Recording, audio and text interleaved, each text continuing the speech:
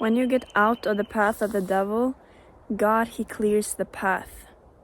I'm walking and I'm praying, and I was just getting this thought in my head. Right now I'm also realizing that I have some wood here, which we cut down the trees in our forest. And in order for God to do something new, the old has to go away.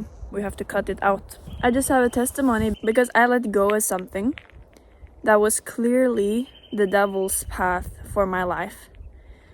And as soon as I removed myself from the place, the person, literally 2 weeks later, I get something to do.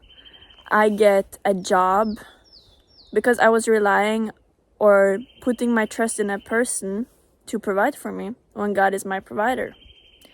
And God literally showed me, you were in the wrong place, and see, have I not placed you out of this situation, out from this person, and I am the only one who's going to provide for you. And he gave me a job in a place where I have never been able to get a job before. It's been so difficult because if you know anything about living like kind of like remote or like in a countryside, it's really local. And my problem is I didn't grow up in the place where I am right now. I tried before to get jobs here, but it was impossible. And now this time when I was like so under the grip of the enemy and so clearly in the will of the enemy and not God, I could not receive what God had for me until I let it go what the devil had for me, if that makes sense.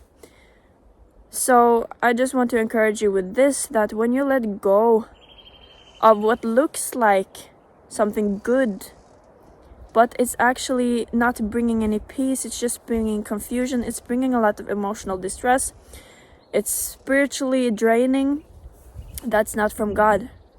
That's something I've learned, and it should be obvious, but it is not from God if it doesn't come with peace, even though it is an opportunity, even though it is a provision, even though it is a relationship, even though it is a house, even though it is a job. Unless it comes with peace, it's not the will of God, regardless of how good it looks. And you might think, oh yeah, this is so good, it looks so good on the paper, everyone else would kill to have this, what I have now. But there is something not right.